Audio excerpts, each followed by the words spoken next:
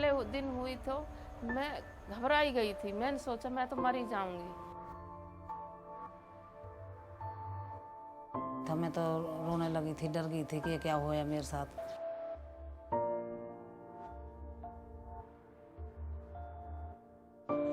हमें ये तो पता नहीं था क्या होता है महीना। तो जब पहली बार हुआ था तो ये घबराहट हुई थी, पता नहीं क्या होगा, ये क्यों हो रहा है।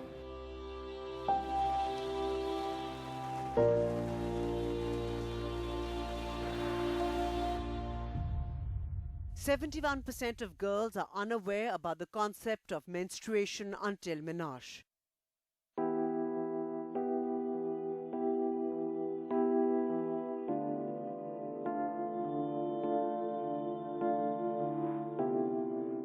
Sonam from Nalhar village in Mewat in Haryana studied till class 10. She started getting her periods when she was 15 years old. She was frightened as she had no idea what had happened. A year later, at 16, she was married off without being told anything about menstruation.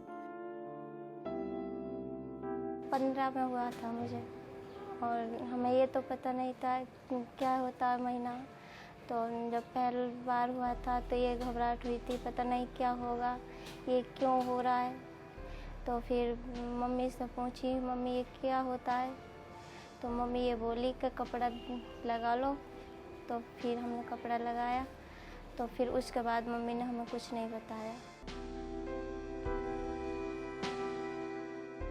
Sonam was given no information about how to cope with her menstrual cycle, not in her maternal home, neither from her mother-in-law, who dismissed her questions by merely telling her that it happens to all women. So now 20 years old, this is what Sonam knows. सास बोली कि बेटा ऐसे सबके होता है, आपके साथ नहीं होता, सबके साथ होता है ऐसा।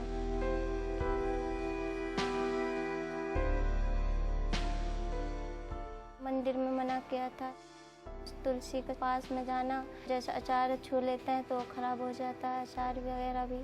और रसोई में जाते हैं खाना बनाने के लिए तो मम्मी रसोई की मना कर देती है, तो अलग खाना बनाते हैं तो मम्मी खुद घाल के देती है, कुछ छूने नहीं देती मम्मी। तो आप अलग सोते हो? अलग? हाँ अलग। कितना मतलब बहुत दिक्कत सी होती है, ये लगता है पता नहीं कि एक दिन में सही होएंगे।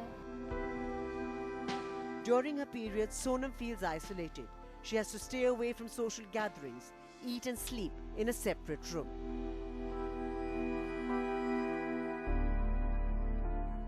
जब डेट आती है तो ऐसा लगता है कि पता नहीं अब क्या होगा, सबको पता लग जाएगी और फिर किसी चीज़ छूने नहीं देंगे, परिवार के संग नहीं रहने देंगे, खाना भी नहीं बनाने देंगे, इसलिए तो बहुत दिक्कत सी होती है दिल में।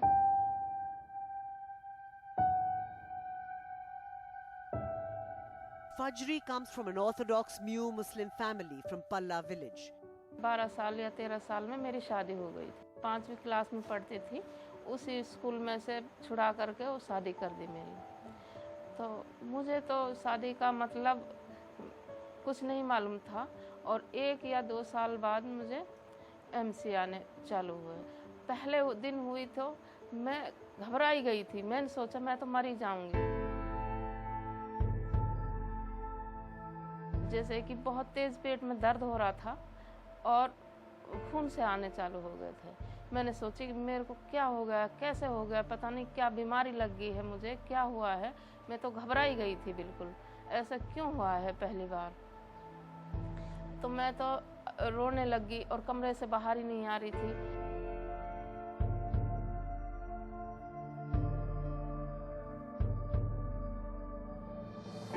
मेरी सास के पास गई तो बोली नहीं, उन्होंने हम समझाया मुझे, नहीं ऐसा नहीं है, ये तो सब औरत को होता है, लेकिन ये पहली बार है, तुझे आदत पड़ जाएगी धीरे धीरे।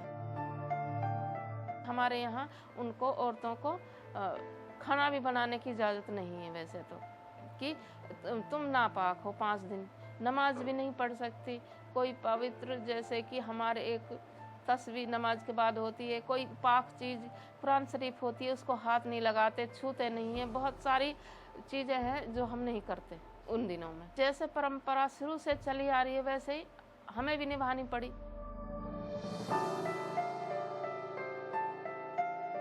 In Fajri's community, it is believed that menstrual blood is impure and must be allowed to flow freely. The reason why women are forbidden from wearing a sanitary towel or cloth. Instead, they are told to wear dark colors during their period and end up wearing clothes that are soiled with menstrual blood.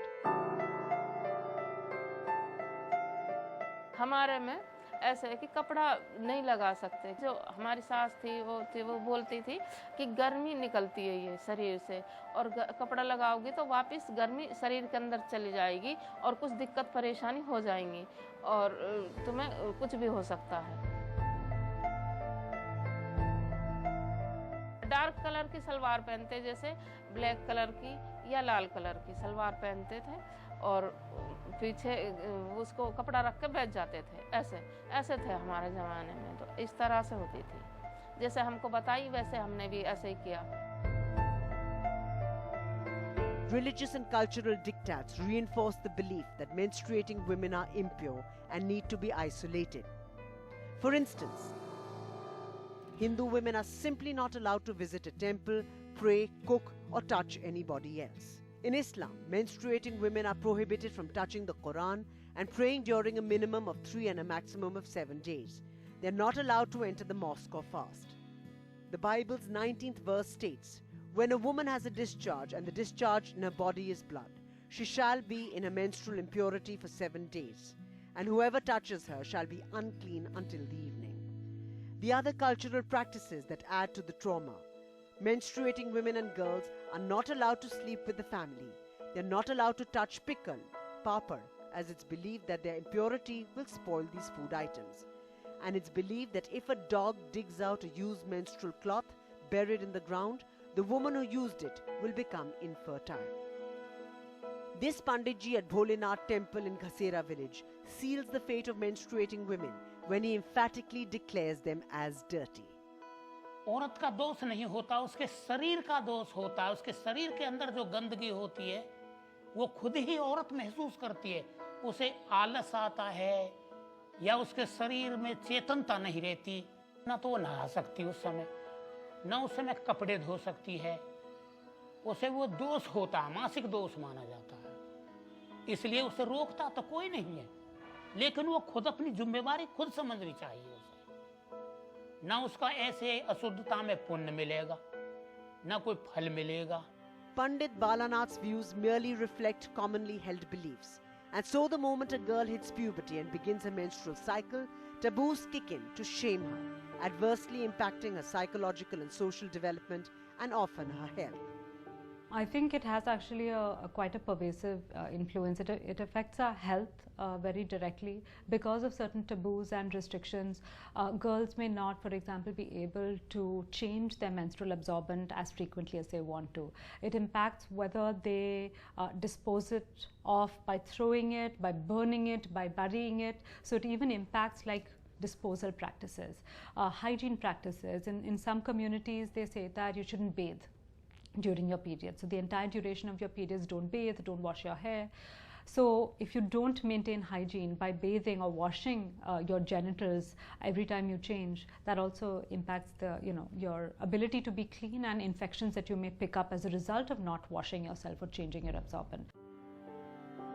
Taboos, restrictions and ignorance create an unhealthy cycle, often hard to break and pass down generations.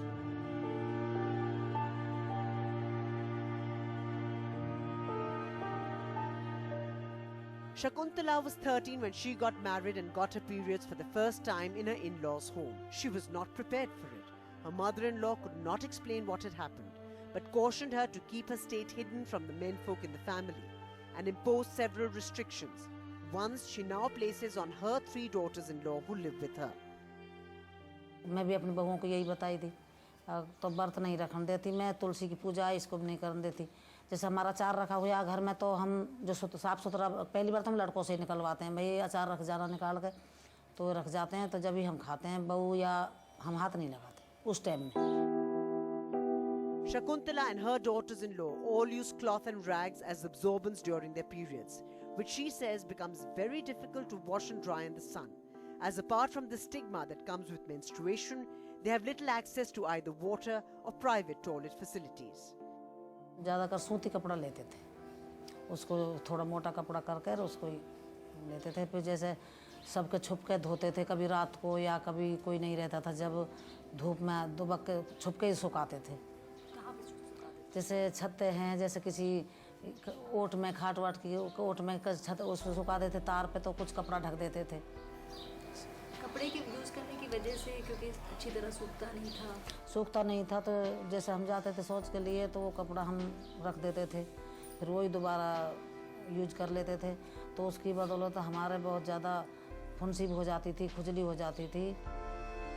Less than 15% of menstruating women in India use sanitary napkins. Lakhs of women across the country resort to natural materials like mud, leaves, dung, animal skins or ash, which cause poor menstrual health. It's a reason why reproductive tract infections are 70% more common amongst women who use unhygienic materials. And part of the reason why India accounts for 27% of the world's cervical cancer deaths. Along with health education comes a serious casualty for girls. 23% of girls drop out of school completely once they hit puberty, while 1 out of 4 girls who continue their education miss at least 1 or more school days during their periods, mostly because their schools lack proper toilets, water, hygiene and disposal facilities. In fact, 63 million of adolescent girls live without toilets. बाहर जाने में तो बहुत दिक्कत होती है कि कैसे बैठें, क्या करें, क्या नहीं करें। अब महीनों के दिनों में मैं स्कूल भी कम जाती हूँ क्योंकि वहाँ पे मुझे बहुत प्रॉब्लम होती है। We have to address that issue. Girls and women also don't have access to toilets, a safe place to change whichever absorbent that they use, water to wash themselves, water to wash their cloth if they're using that, and even disposal, no access to dustbins or other disposal mechanisms.